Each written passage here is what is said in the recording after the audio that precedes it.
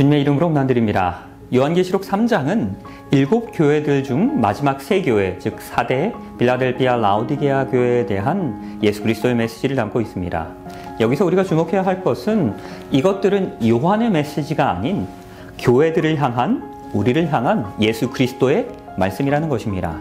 계시록 1장에서 예수님은 이 교회를 상징하는 그 금촛대 사이를 걷고 계신 분으로 묘사되었습니다. 예수님은 이 지상에 있는 교회들과 아주 밀접하게 연결되어 있다는 것입니다. 우리 가운데 함께 거니시는 분이라는 것입니다. 시련과 환난과 도전에 처한 그분의 백성과 그 교회에 무관심한 분이 아니십니다. 요한계시록의 7교회의 이야기는 우리 구주 예수 그리스도를 그의 백성의 중심 가운데, 이 교회의 중심 가운데 위치시키는 것입니다. 믿음의 시련 속에서 우리와 늘 함께 계시며 우리 가운데를 거니시며 힘주시며 격려하시며 지원하시는 예수 그리스도를 그리고 있습니다. 예수께서는 당신의 백성들이 깨어 남아있는 것을 굳건하게 하라라고 격려하시기 위하여 사대교회 가운데도 계시는 것입니다. 사대교회의 사자에게 편지하기를 하나님의 7영과 7별을 가지신 이가 가라사대 내가 내 행위를 아노니 내가 살았다 하는 이름을 가졌으나 실상은 죽은 자입니다. 너는 일깨워 그 남은 바 죽게 된 것을 굳게 하라. 내 하나님 앞에서 내 행위에 온전한 것을 찾지 못하였노니. 사대는 죽은 교회입니다. 사대교회는 살아있다라고 주장했지만 죽은 교회였습니다. 이 사대교회가 예표하고 있는 중세시대 말기의 교회는 하나의 권력기관이 되었습니다. 교회는 세속적 권력을 유지하기 위해서 존재했습니다. 예수 그리스도께서는 이 사대교회의 실체를 보신 것입니다. 이 편지에는 사대교회가 어떠한 박해나 이단이나 중대한 위협을 겪고 있었다라는 전혀 언급이 나오지 않고 있습니다. 사대는 아주 평화로웠습니다. 그러나 그 평화는 죽음에서부터 이르러 온 평화였던 것입니다. 기독교 신앙으로 뜨거웠던 사도시대의 복음은 선교의 활력과 원동력이 되었습니다. 성도들은 하나님을 사랑했습니다. 그들은 이웃과 친구들에게 복음을 전하려는 산 믿음을 가지고 있었습니다. 교회는 빠르게 성장했습니다. 그러나 그 후 수세기 동안 교회는 사람들에게 인정받고 인기를 얻기 위하여 세상과 타협하기 시작했습니다. 교회 안으로 거짓 교리들이 들어오는 것을 허용한 것입니다. 교회는 순전한 예배를 이교의 관습들의 영향을 받는 예식들로 대체하게 됩니다. 교회는 부유하며 힘이 있었습니다. 그러나 스스로에 만족하며 나태해져 영적으로 죽어가게 됩니다. 이 시기에 살아있다라는 이름을 가졌으나 영적으로 죽은 교회에 대한 반발로 바로 종교개혁이 일어나게 되는 것입니다. 예수 그리스도께서는 일깨워 그 남은 바 죽게 된 것을 굳게 하라라고 말씀하시는 것입니다. 비록 사대교회에 영적인 생명력이 거의 남아있지 않았지만 그럼에도 불구하고 여전히 그리스도께 헌신하고 그분의 말씀에 충실한 그리스도인들이 있었습니다. 사대에 그 옷을 더럽히지 아니한 자 몇 명이 내게 있어 흰 옷을 입고 나와 함께 다니리니 그들은 합당한 자이니언고라. 왈덴스, 얀 후스, 제롬, 즈윙글리, 마틴 루터, 존 칼빈과 같은 종교 개혁자들이 일어나게 됩니다. 성경의 진리를 수호합니다. 교회의 생기가 불어넣어지기 시작한 것입니다. 사대 시대와 같은 오늘날을 사는 우리는 하나님께로 돌아가 초대교회의 순전한 복음과 진리를 회복하며 회개해야 합니다. 성경이 우리의 삶에 있어서 최고의 권위가 되어야 하는 것입니다. 우리는 하나님의 말씀으로 돌아가야 합니다. 그러할 때에 우리는 다시 살아나게 됩니다. 5번째 교회인 이 빌라델피아는 형제 사랑이라는 의미를 갖고 있습니다. 빌라델피아 교회는 성도들이 서로 사랑하는 교회였습니다. 이 교회를 향하여 예수님께서는 다음과 같이 말씀하십니다. 빌라델피아 교회의 사자에게 편지하기를 거룩하고 진실하사 다윗의 열쇠를 가지시니 곧 열면 닫을 사람이 없고 닫으면 열 사람이 없는 그 이가 가라사대 볼지어다 내가 내 앞에 열린 문을 두었으되 능히 닫을 사람이 없으리라. 예수님은 다윗의 열쇠를 가지신 분으로 자기 스스로를 드러내십니다. 또한 예수님께서는 빌라델피아 교회 앞에 열린 문을 두셨습니다. 그가 그 여신 문은 아무도 닫을 수 없습니다. 그가 닫으신 문은 아무도 열 수 없습니다. 이를 통해서 예수님께서 우리에게 말씀하시는 것이 무엇입니까?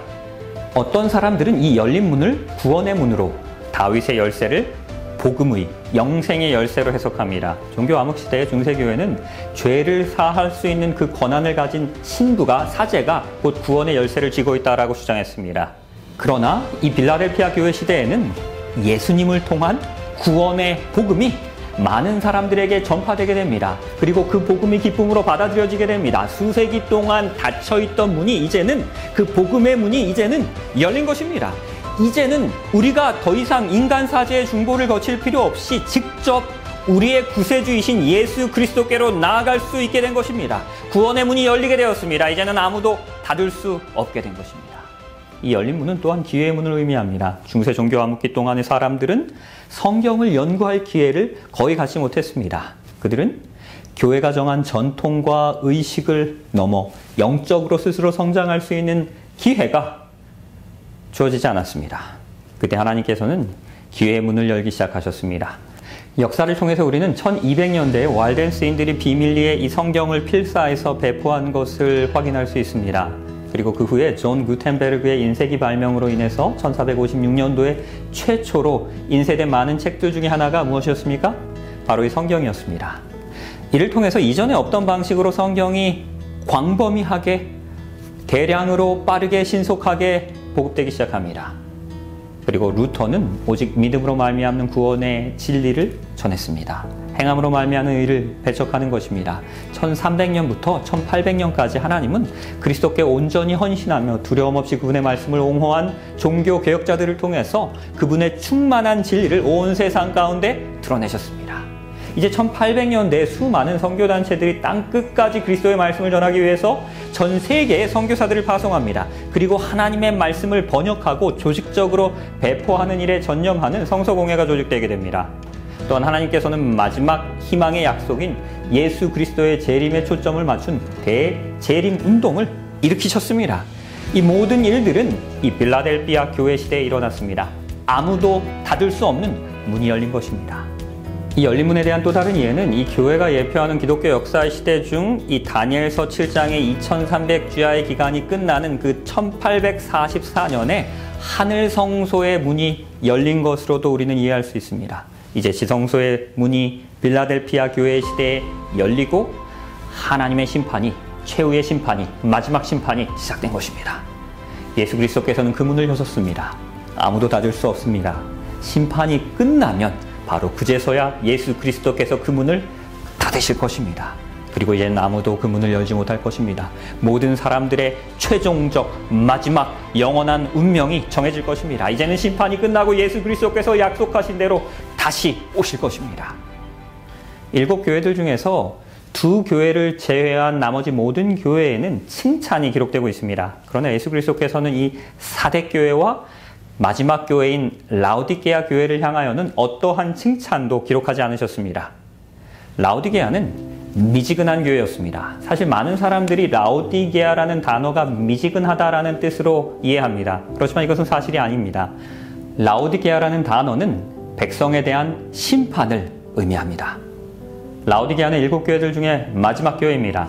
심판의 때를 나타나는 교회, 예수 그리스도의 재림의 직전에 있을 하나님의 마지막 교회인 것입니다. 라오디게아 교회는 7교회들 중에 마지막 교회이기 때문에 마지막 세대의 그리스도인들을 향한 하나님의 분명한 경고를 담고 있는 것입니다. 라오디게아 교회 사자에게 편지하기를 아멘이시오, 충성되고 참된 증인이시오, 하나님의 창조의 근본이신 이가 가라사대 내가 내 행위를 아노라. 내가 차지도 아니하고 더웁지도 아니하도다. 내가 차든지 더웁든지 하기를 원하노라. 내가 이같이 미지근하여 더웁지도 아니하고 차지도 아니하니 내 입에서 너를 토하여 내치리라. 라오디게아는 히에라폴리스 마을 계곡을 가로질러 약 6마일 정도 떨어진 곳에 위치합니다. 히에라폴리스는 땅에서 솟아오르는 그 천연 온천이 있는 고지대에 있었습니다. 그 물은 수로와 긴 파이프를 통해서 계곡을 가로질러 라오디게아로 연결되어 있었습니다. 물이 라오디게아에 이르렀을 때 그 물은 더 이상 뜨겁지 않았습니다. 긴 수로를 통해서 오기 때문에 물이 식어져 미지근해진 것입니다. 이 라오디게아에는 미지근한 물만이 있었습니다. 영적으로도 마찬가지입니다. 이 라오디게아는 뜨겁지도 차지도 않았습니다. 라오디게아는 미지근한 교회였습니다. 나의 신앙의 온도를 지금 이 시간 재본다면 여러분의 신앙의 온도는 어떻습니까? 나의 신앙의 온도는 미지근합니까? 아니면 뜨겁습니까? 아니면 차갑습니까? 교회 성장학으로 유명한 맥클라렌 연구에 의하면 평균적으로 교회 안에 뜨겁게 살아있는 살아서 하나님의 말씀을 전하고 있는 교인들이 불과 몇 %인지 아십니까? 10%입니다. 그리고 미지근한 성도들이 무려 80%입니다. 그리고 나머지 차가운 교인들은 10% 정도입니다. 우리 모두는 깨어서 뜨겁게 말씀을 전하시는 그 10%의 교인들이 되어야 합니다. 무릇 내가 사랑하는 자를 책망하여 징계하노니 그러므로 내가 열심을 내라. 회개하라. 우리 모두가 함께 열심을 내어 회개하게 되시는, 다시 그 첫사랑을 회복하시고 그 뜨거운 신앙을 회복하시는 우리 모두가 되시길 바라면서 오늘 시간을 마치도록 하겠습니다.